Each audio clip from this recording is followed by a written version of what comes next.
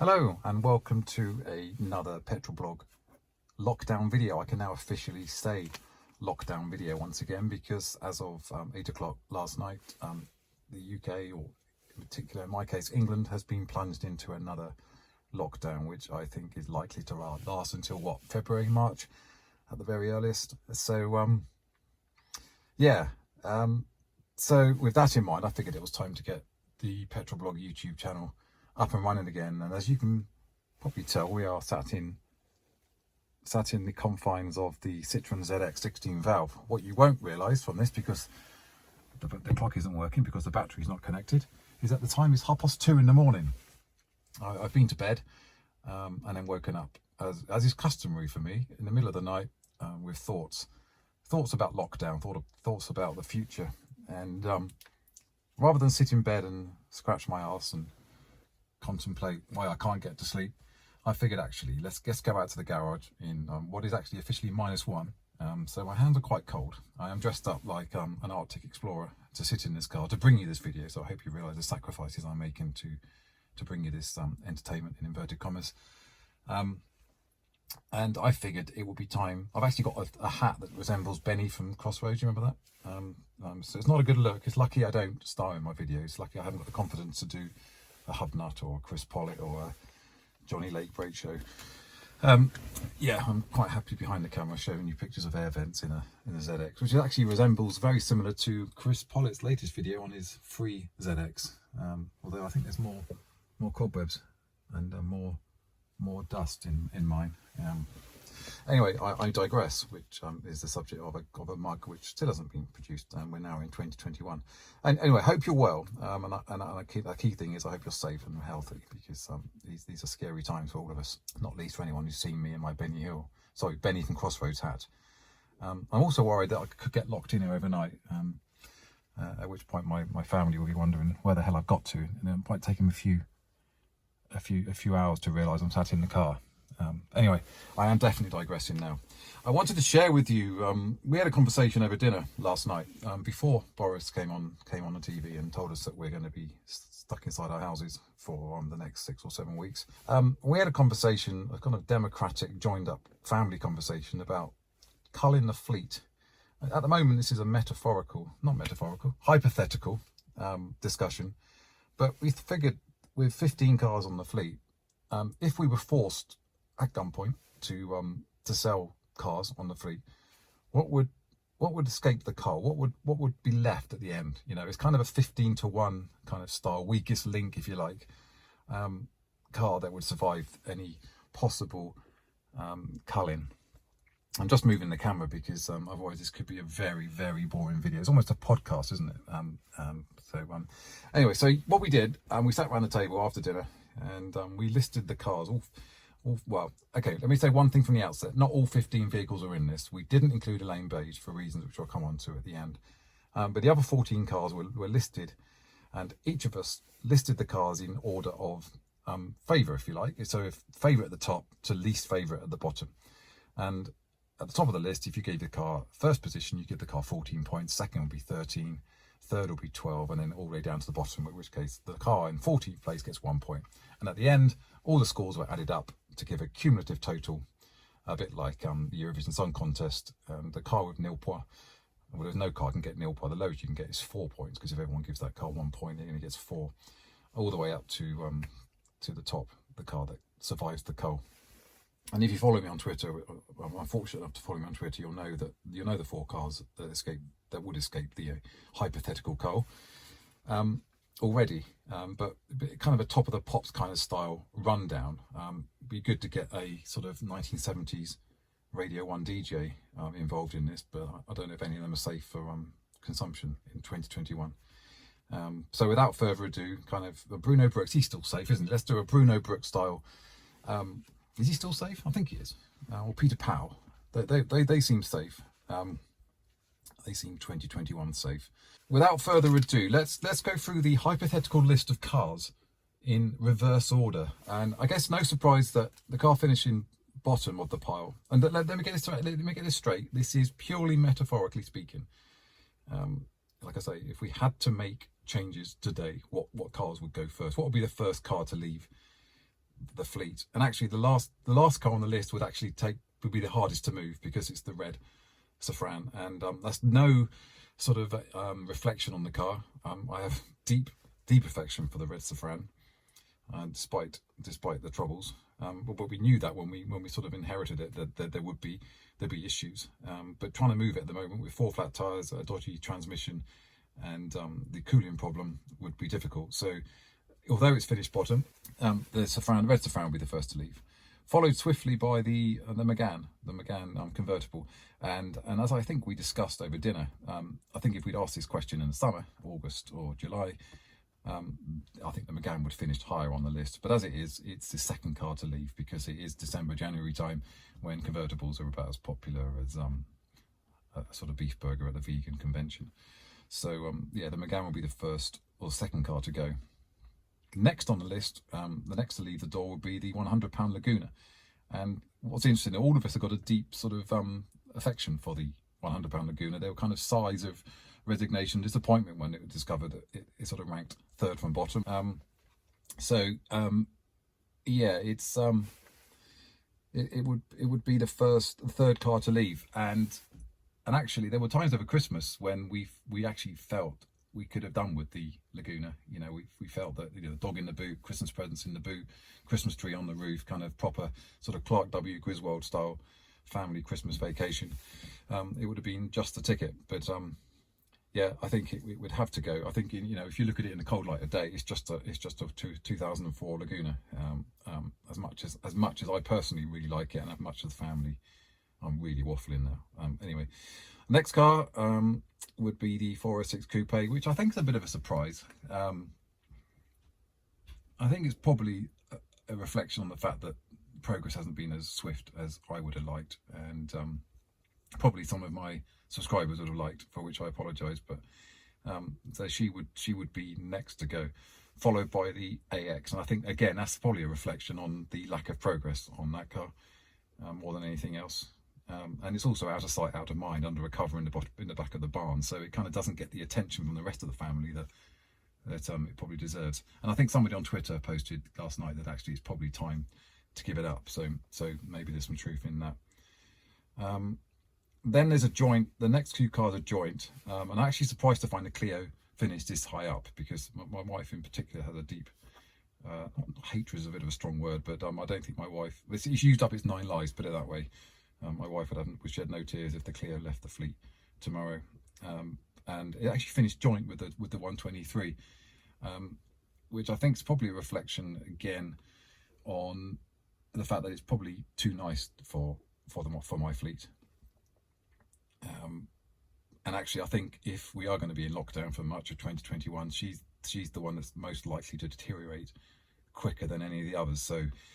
So maybe it's time to move her on. Well, we're talking what are we talking? Hypothetically, the cold is now impacting on my brain. It's starting to freeze now. You know, the ice cream headache. Yeah, my one hand on the gimbal is frozen to the gimbal. My head is frozen behind my Benny from Crossroads hat, and my other hand, which I'm using to kind of do hand gestures, which you can't see because I'm behind the camera, is turning blue. So we'll crack on to the next car, and this is the final car below the fold, if you like, kind of in the bottom half of the table. Oh no, it's not. We're actually in the top half of the table now. It's a Toyota Camry. My youngest son in particular loves the Camry. He loves how quick it is. He loves how quick it is in kind of compare in relation to its kind of understated somber looks. So yeah, the Camry would finish top half of the table, sort of on the fold, if you like. So the cars above this, we've drawn a line along the list here, which is on a piece of Brittany notepaper. There you go, you can hear it. The cars above the line would be the ones that would stay. And actually, if you look at the 6 cars that have made the cut, there's a good sort of spread of different cars for different scenarios, and there's not much crossover, although there's 2 in particular that do crossover. But the next one to survive would be the D-Max. My wife gave that full marks because it's effectively her car, and it's been brilliant over Christmas. We before, in the sort of run up to Christmas, we had, like rest of the country, I think, major flooding, major rainfall, and we were out many nights sort of clearing gullies and gutters to protect our property. And there were times when we had to go out in roads that resembled torrents. And the D-Max just kept on going. Just brilliant, that thing. And then we've had snow. In the last week, we've had lots of snow over the New Year period. And, you know, to the point that the postman couldn't get down our lane. But the D-Max sort of engaged four-wheel drive, the Yokohama sort of semi-off-road tyres sort of dug in and got us out and got us down to the shops when other cars would have left us high and dry. So brilliant thing in that D-Max. It had finished joint with the Citroen Zara VTS, and I think I put on Twitter that you'd have to prize that from my dying hands. You know, it would be a real struggle to sell it. So I'm glad it finished in the top 6. It means that it's appreciated by the wider family. All of us love it. So that's really good. The next one in top 4, the last car to arrive, is the Range Rover P38. It's my son. He gave it full marks, hence probably why it finished so high up. But it needed all the votes from all of us to finish that high. So fair play to the P38, and it's been brilliant over Christmas. When the snow fell, when the snow fell, we were greeted with a sort of, the goat paddock was just this sea of white. So I said to my son, look, forget snowballs and forget snowmen and tobogganing, which we did all that anyway. But I said, look, let's go out there and let's enjoy some snow driving. Let's enjoy some ice driving. And after I did a few laps to make sure it was reasonably safe, I taught my son how to drive in the ice and the snow, and I taught him how to you know, correct a skid. And it was brilliant. The look on John in his face when he was driving, you know, correcting sort of skids and learning the kind of how a car responds in ice and snow was just brilliant. And I think the biggest laughs of 2020 were actually my son and I in that car driving on ice. It was brilliant, and I'm going to do a separate video on the P38 because I have a lot of affection for that car now, a lot of respect for the P38. I think it's going to be one of the next big things in the classic car industry. I could be wrong. I'm not an expert. I'm not Haggerty, but I do think that the P38's time is coming. Driving it on the ice is almost like it's got the delicacy and agility of Darcy Bustle, but the comfort of a 5-star hotel room, which, when you think about it, those 3 things in combination would be quite a good way to spend a day. So that, I'll leave you with that thought while I go on to the top 3 cars. And it's nip and tuck with these 3 cars. And in third place, but only by a point, is the ZX that I'm sat in now. I'm really pleased it finished so high up because I'd like this to be one of the last cars to leave the fleet, one of the last cars I ever have to sell. And I adore this car I'm sat in. I think with lockdown looming, I think one of my projects is going to be to get this out of the garage, to start work on it and to showcase it and to show you why I like it so much, because it is a brilliant car. And there's still people I know and who follow me on Twitter who don't know I've got this car, so I need to do something about that. But then there's only a point separating third from the top 2 who shared the title. And if you're a regular follower of PetrolBlog, you'll know the last 2 cars by a process of elimination. And it's the Volkswagen Corrado VR6 and the black Safran, the 200-pound Safran, who both finished on the same number of points.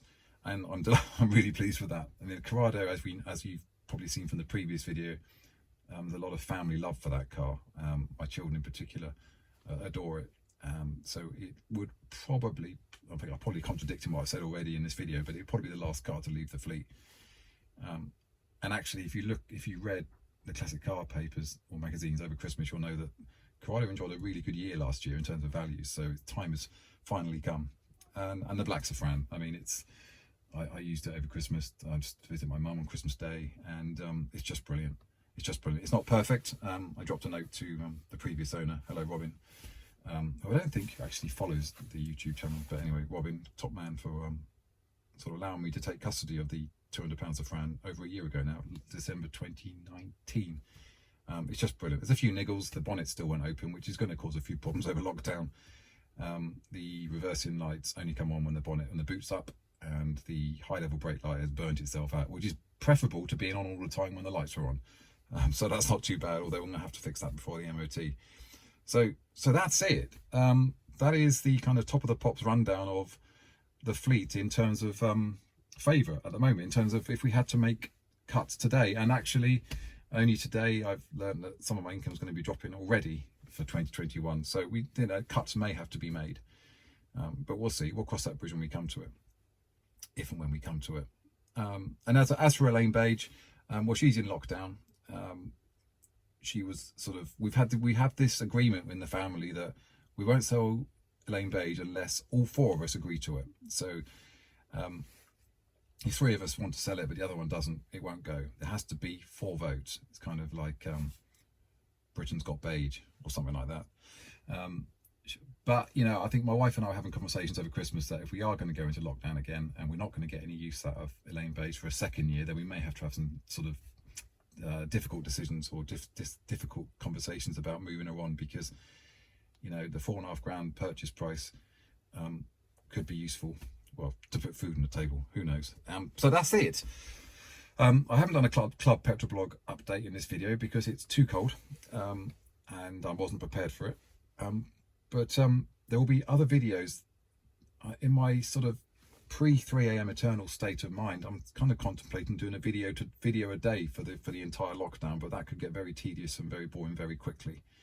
I just looked at the clock and we've done 16 minutes on this already. So and it's one shot, so hopefully it's come out. But there will be more videos, unfortunately for you. Quick updates on cars as and when we do. Really exciting news is new wiper blades are arriving for the Camry as we speak. Isn't that exciting? Because I booked her in for an MOT next Monday now, but I don't know if that's going to happen because of new lockdown. But listen, I need to go back and sort of drop this in to edit now, or go to bed, whichever one comes sooner. Let's hope I can get out because I've opened the door. That's it. Listen, stay safe. These are scary times for all of us. Thank you for continuing to subscribe to this slightly weird and irregular YouTube channel. It is appreciated. It keeps me sane and it gives you something to do at 3 a.m. eternal, other than listening to KLF songs, which are now on Spotify for the first time. Anyway, that is. I'm definitely digressing now. So thanks for watching. Stay safe.